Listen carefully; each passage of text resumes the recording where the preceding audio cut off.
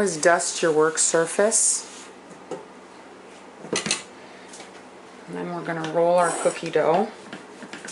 It's best to have refrigerated cookie dough. If it's not, it's harder to handle. It's very squishy.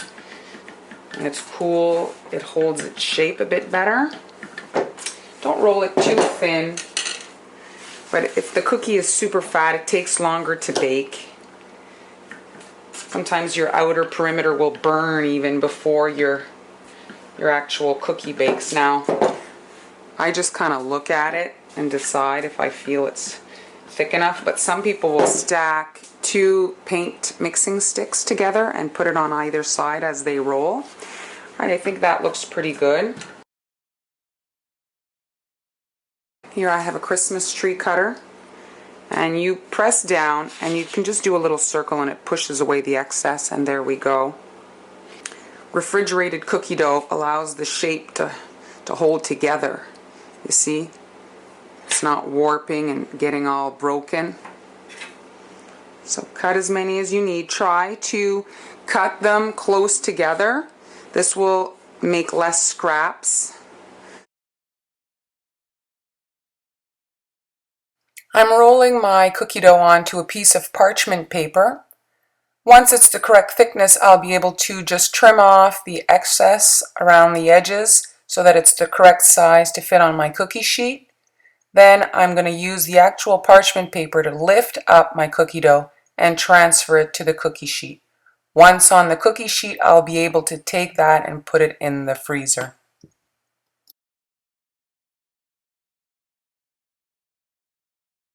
Here I've got a cutting board just to spare my work surface, and now I've got my cookie dough and it's frozen. I'm going to place that on top of the cutting board. And freezing your cookie dough will allow to get a really much sharper line when cutting with a knife.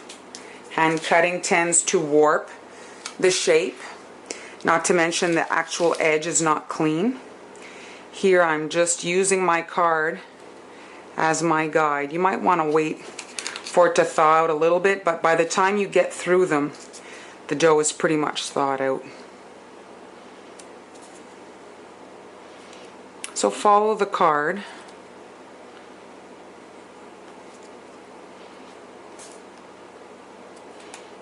Using frozen dough will really give you a cleaner line when you cut,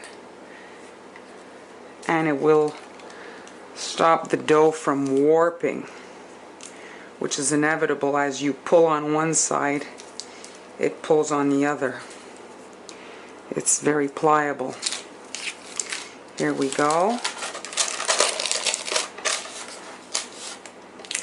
You see it just pops out.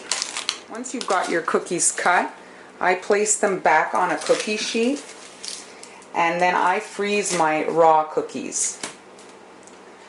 I find that if I bake the cookie frozen, I take it right from the freezer and I put it in the oven, the shape holds better. There's less warping. Once I have my cookie sheet full of cookies, I put another sheet of parchment paper and I stack. You can stack them very high.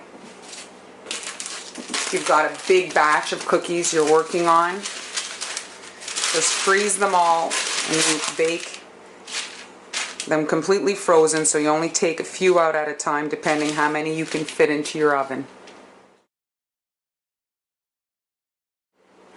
Here's my cookie sheet. I just wanted to talk to you about here, the outer perimeter. This outer perimeter actually generates heat. So you have your cookies here on the surface, and the cookie that's closest to this edge will tend to bake quicker. You might want to check them often in the oven. If you see a darkening on this side, you can just rotate your cookie.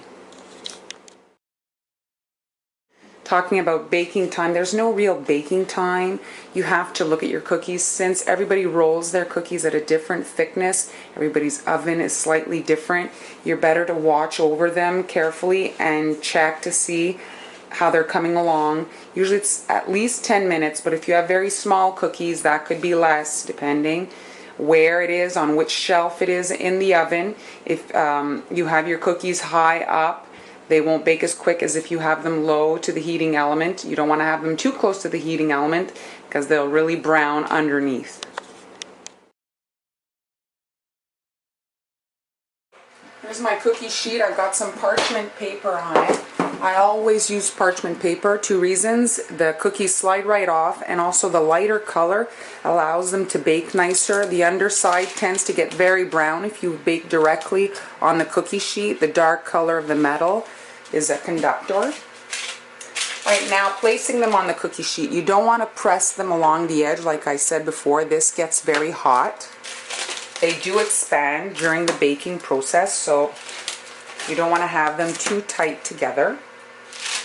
You're better to have a little bit of space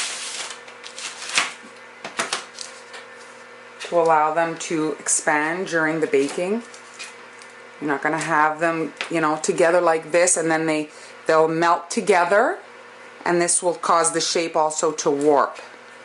So if they're frozen, I'm putting them in the oven frozen, a 350-degree oven, and there is no set time. Each cookie shape is different. This is artisanal, so you just have to watch them, check on them, look at them in the oven, and see how you feel they're coming along. Here's another batch of cookies here. You see the shape. I can do this with them. Fit a few more. There we go.